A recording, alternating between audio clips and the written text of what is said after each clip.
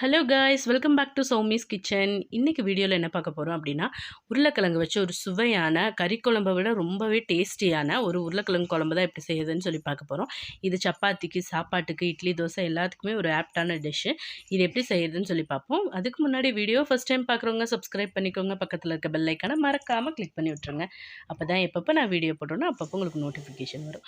Okay, இதுக்கு 2 தக்காளி, medium size தக்காளி எடுத்து கட் பண்ணி வச்சுருக்கேன். இஞ்சி பூண்டு அரைச்சி வச்சுக்கலாம். இது வந்துட்டு பெரிய வெங்காயம், ஒரு நல்ல பெரிய வெங்காயம் நல்ல பெரிய சைஸில் ஒரு பெரிய வெங்காயம் எடுத்து சும்மா ரஃபாக கட் பண்ணிக்கோங்க. அப்புறம் ஒரு பெரிய வெங்காயத்தை வந்து நல்லா பொடி பொடியாக கட் பண்ணி வச்சுக்கலாம். ஒரு பாத்திரம் எடுத்துக்கலாம். அதில் தேவையான அளவுக்கு எண்ணெய் சேர்த்துடலாம்.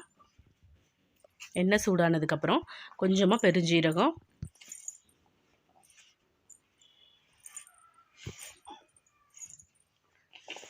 ரெண்டு பே லீஃப் சேர்த்துடலாம். அதோட 2 பட்டை, ஒரு 4 கிராம்பு சேர்த்திக்கலாம். இதெல்லாம் பொரியட்டும். பொரிஞ்சதுக்கப்புறம் கொஞ்சமாக கறிவேப்பிலை சேர்த்துடலாம். இதோட ஒரே ஒரு பச்சை மிளகா வந்துட்டு சின்னதாக கட் பண்ணி சேர்த்துடலாம். இதோட ஒரு பெரிய வெங்காயம் வந்துட்டு சின்னதாக கட் பண்ணி எடுத்துருக்கேன், அதையும் சேர்த்துடலாம். ரொம்ப பொடியாக கட் பண்ணி எடுத்துக்கோங்க. இதையும் சேர்த்துட்டு கொஞ்சமாக உப்பு சேர்த்து நல்லா வதக்கி விட்டுடலாம். இது எல்லாத்தையும்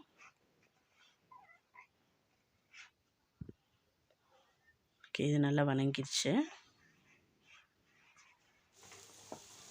இது வணங்கட்டும். இதோட நம்ம தக்காளி கட் பண்ணி வச்சுருக்கோம் இல்லையா, அந்த தக்காளியும் பெரிய வெங்காயம் ஒரு பெரிய வெங்காயம் எடுத்து கட் பண்ணோம் இல்லையா, அது 2ஐயும் சேர்த்து அரைச்சி எடுத்துகிட்டு வந்துடலாம். கொஞ்சமாக இஞ்சி பூண்டு பேஸ்ட் இதில் சேர்த்துடலாம். நான் தட்டி தான் சேர்த்துருக்கேன்.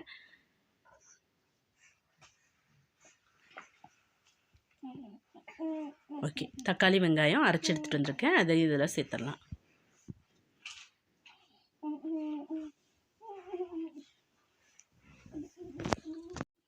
இதோட கொஞ்சமாக உப்பு சேர்த்துட்டு நல்லா வதக்கி விட்ருங்க. அந்த பச்சை வாசம் வந்துட்டு போகிற அளவுக்கு நல்லா வதக்கிடுங்க. எண்ணெய் பிரிஞ்சு மேலே வரும், அந்தளவுக்கு நல்லா வதக்கி விட்ருங்க தக்காளியை. இல்லாட்டி அந்த தக்காளி வெங்காயம் ஸ்மெல் வந்துட்டு குழம்போட டேஸ்ட்டவே கெடுத்துரும். அதனால் நல்லா வதக்கிடுங்க.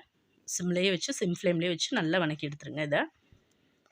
இதோட மல்லித்தூள் 2 ஸ்பூன், மிளகாத்தூள் 2 ஸ்பூன் எடுத்திருக்கேன். ப்ளஸ் வந்துட்டு கறி மசால் தூள் 1 ஸ்பூன் எடுத்திருக்கேன். மஞ்சள் தூள் வந்துட்டு 1 ஸ்பூன் எடுத்திருக்கேன்.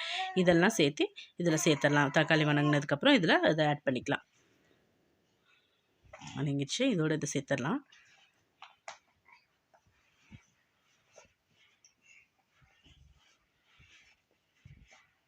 ஓகே, இதையும் சேர்த்து நல்லா வதக்கி விட்ருங்க. அந்த எண்ணெயிலேயே இந்த மசாலாஸ் எல்லாத்தையும் நல்லா வதக்கிடுங்க.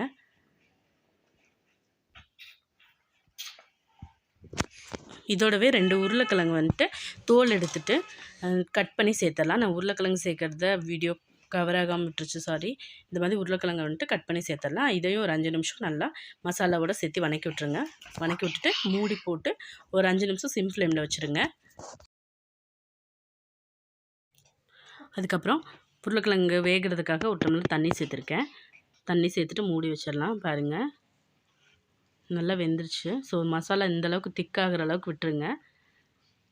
எல்லாம் உருளைக்கிழங்கு நல்லா வெந்துருச்சு, மசாலாவும் நல்லா கொதிச்சிருச்சு. இதோட கொஞ்சமாக வந்து கேஷ்யூஸ் எடுத்துக்கலாம். கேஷ்யூஸ் எடுத்துகிட்டு அதை அரைச்சி எடுத்துக்கலாம்.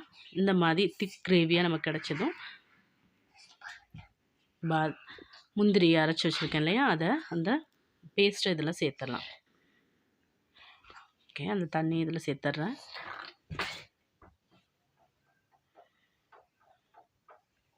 ஓகே, இந்த மாதிரி நல்லா மிக்ஸ் பண்ணி விட்டுருங்க.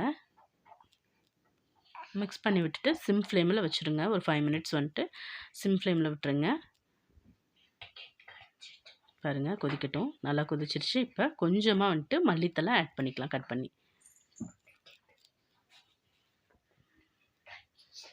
கட் பண்ணி மல்லித்தலை சேர்த்தாச்சு.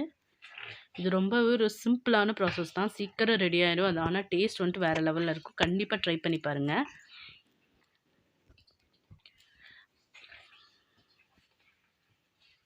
ஓகே, சுவையான உருளைக்கிழங்கு கிரேவி ரெடி ஆயிடுச்சு. கண்டிப்பாக ட்ரை பண்ணி பாருங்கள் கைஸ். தேங்க்யூ ஃபார் வாட்சிங் மை வீடியோ. தேங்க்யூ. மறக்காமல் சப்ஸ்கிரைப் பண்ணிடுங்க. பக்கத்தில் இருக்க பெல் ஐக்கானையும் மறக்காமல் கிளிக் பண்ணி விட்டுருங்க கைஸ். தேங்க்யூ.